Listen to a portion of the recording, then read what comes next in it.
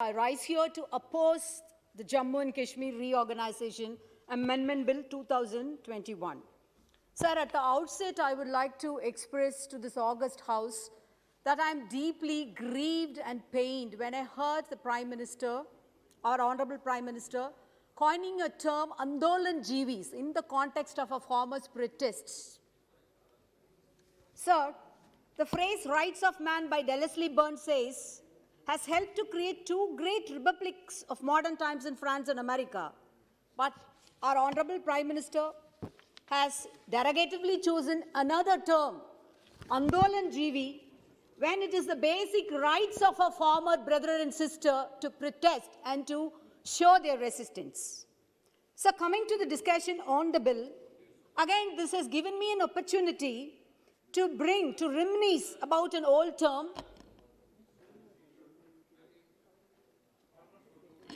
Sir, I am concentrating on the bill only, coming to the bill only.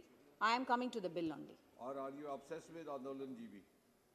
No, that is the Ati. I have every right to express my grief, sir. Now I am coming to.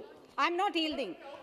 I have every right to express my grief and pain. Sir, coming to the bill, again, this has given me an opportunity to be reminiscent about an old term called the social contract, coined by Rousseau back in vogue. It is also a two-worded term on which the foundation of a democracy rests. It is a contract between the ruled and the rulers, where the ruled give up their freedom on an assurance by the ruler that their natural rights, namely life, liberty and property and civil rights, shall be protected.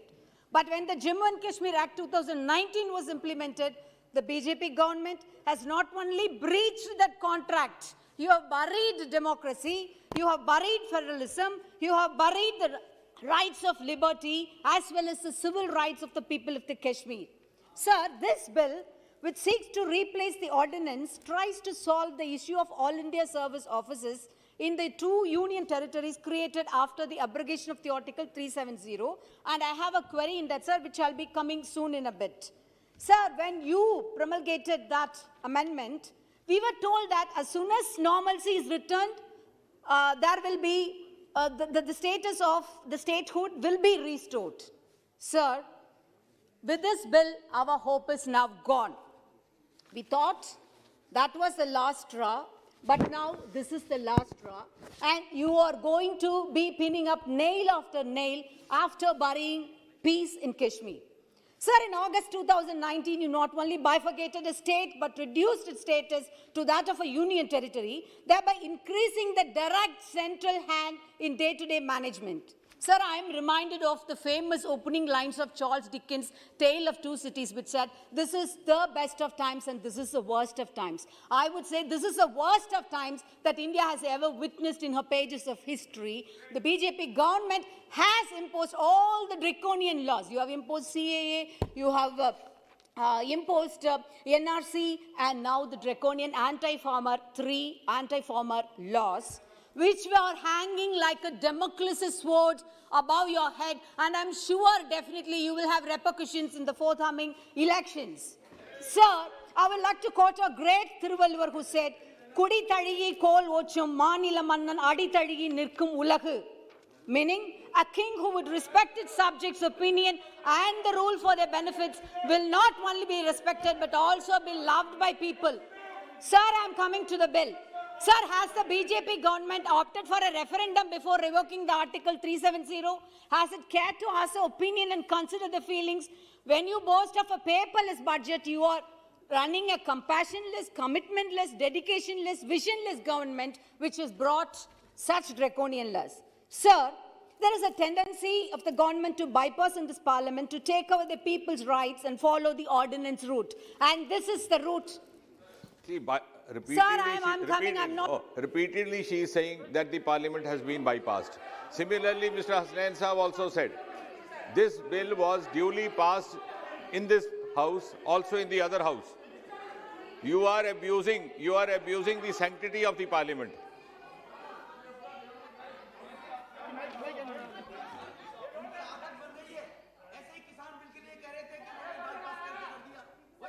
Yielding.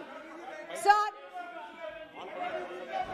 the DMK has always The DMK has always withstood on its principles Allow of her to federalism and democracy, sir. Allow her to Sir, speak, our Mr. leader, Balu. great Anna, has evoked. Mr. Balu, We allow have her a to federal speak. structure. That is why the framers of speaking. the constitution wanted a federal structure and not a unitary structure. I'm quoting our great leader Anna. Because many political philosophers have pointed out, India is so vast, in fact, that it has been described as a subcontinent. The mental health is so varied, the traditions so different, the history so varied, that there cannot be a steel-framed unitary structure here, unquote. Sir, by reducing the stature of J&K from a state into union territory, you have not only failed to bring administration closer to people, but rendered a serious blow to our freedom. Sir, coming to the bill, sir, I have a query in that bill, I said. Coming to the statement of the object and reasons of this bill, it states that Section 88 of the said Act provides that the members of the cadres of Indian Administrative Service, Indian Police Service and Indian Forest Service for the existing state of Jammu and Kashmir shall continue to function on the existing cadres. There is a huge deficiency of the officers of all India services in the Union Territory of Jammu and Kashmir. Sir, I am maybe forgiven for my ignorance, but I would like to get a clear explanation of this phrase, huge deficiency. What do they mean by this huge deficiency, sir? And it is supplemented by another sentence.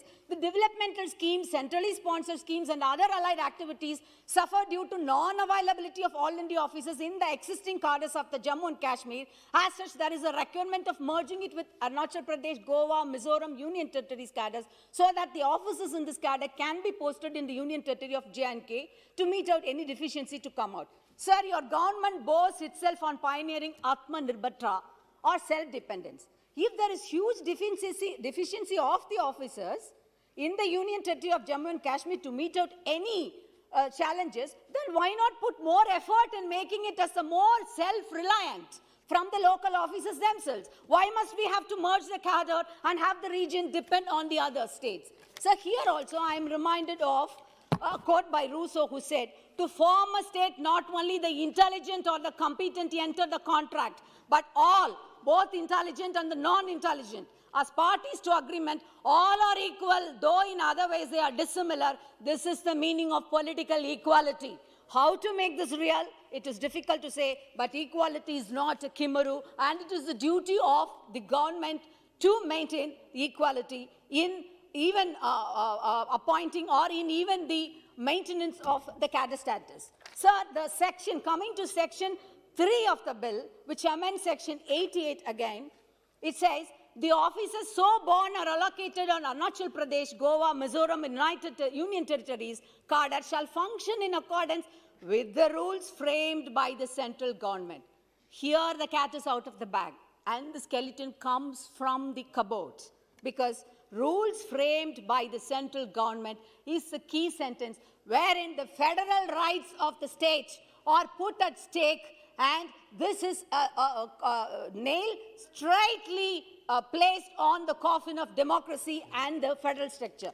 Sir, if you are going to mandate this, if you are going to mandate this sort of modus operandi with a lot of brutal majority, what is the guarantee that tomorrow with the same modus operandi, the government can bifurcate states like West Bengal, Kerala and Tamil Nadu, because I'm sure they are going to lose in the electoral mandate with the support of our people. Sir, our party leader, Mr. M.K. Stalin, has strongly opposed all these draconian laws, and I also place it on record here that I oppose this bill vehemently. And let me conclude this by saying that John Locke, the father of liberalism, had argued that the obligation to obey civil government under the social contract was conditional upon protection of the person.